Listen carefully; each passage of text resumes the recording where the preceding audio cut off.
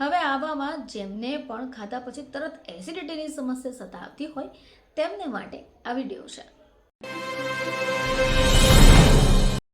નમસ્કાર દર્શક મિત્રો, ખબર છે પરથી હું દ્રષ્ટિ આપ સૌનું સ્વાગત કરું છું.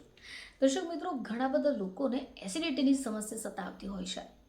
આ એસિડિટી એકવાર થઈ જાય પછી ન તો કંઈ ખાવાનું ભાવે ન તો કંઈ પીવાનું ભાવે. હવે આવામાં જેમને પણ ખાધા પછી તરત એસિડિટીની સમસ્યા સતાવતી હોય તેમને માટે આ વિડીયો છે. તો ભોજન લીધા પછી પણ ઘણા બધા લોકોને એસિડિટીની સમસ્યા રહેતી હોય છે. હવે ભૂખ્યા પેટે તો એસિડિટી થાય જ છે, પરંતુ ઘણા બધા લોકો એવા પણ છે જેમને ખાધા પછી પણ એસિડિટીની સમસ્યા થશે. તો જો તમારી સાથે પણ આવું થઈ રહ્યું છે અને તમને પણ એસિડિટીની સમસ્યાથી બહાર નીકળવું હોય તો અમુક સરળ ટિપ્સ છે જે તમને રાહત આપી શકે. તો ચલો વાત કરીએ કે સૌથી પહેલાં એસિડિટીમાં શું થતું હશે. તો મિત્રો, આમાં તમે ભોજન લઈ લો પછી તમને ખાટા ઓડકાર, છાતીમાં બળતરા, આ બધું જ એસિડિટીના સમસ્યાને કારણે થઈ હોઈ શકે. હવે એસિડિટીના કારણની આપણે વાત કરીએ તો એમાં આવશે તમે વધારે પડતું ખાઈ લીધું, વધારે પડતું તેલયુક્ત અથવા મસાલેદાર ખોરાક ખાઈ લીધો, વધારે પડતા કેફીનનું સેવન કર્યું, દારૂનું સેવન કર્યું અથવા તણાવને કારણે પણ તમને એસિડિટીની સમસ્યા થઈ શકે. તો હવે વાત કરીશું કે એસિડિટીથી છુટકારો મેળવવો હોય તો શું કરવું જોઈએ. તો દિનચર્યામાં કેટલીક સારી આદતોને અપનાવી લો, જેમ કે ખાધા પછી થોડી વાર ચાલવું.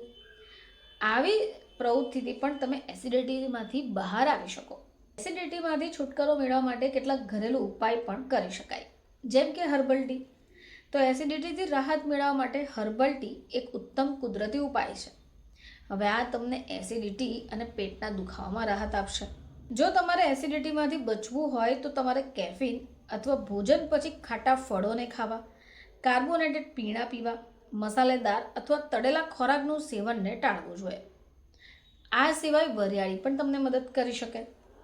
ભોજન પછી થોડી વરિયાળી ચાવવાથી એસિડિટીમાંથી છુટકારો મેળવી શકાય.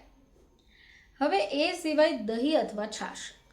તો ભોજન કર્યા પછી જો તમને એસિડિટીની સમસ્યા સતાવતી હોય તો તમે થોડું દહીં અથવા છાશ પણ પી શકો, જેની મદદથી પણ તમને એસિડિટી નહીં થાય.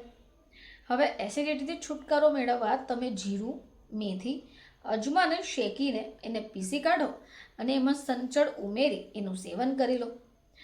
તમે જોશો કે એસિડિટી તમારાથી દૂર ભાગી જશે. તો મિત્રો, જો તમને પણ ભોજન ખાધા પછી એસિડિટીની સમસ્યા થઈ રહી છે તો આવા ઉપાયો તમે કરી શકો. ફરીથી તમારી સમક્ષ હાજર થઈશું. ત્યાં સુધી જોતા રહેજો ખબર છે .com.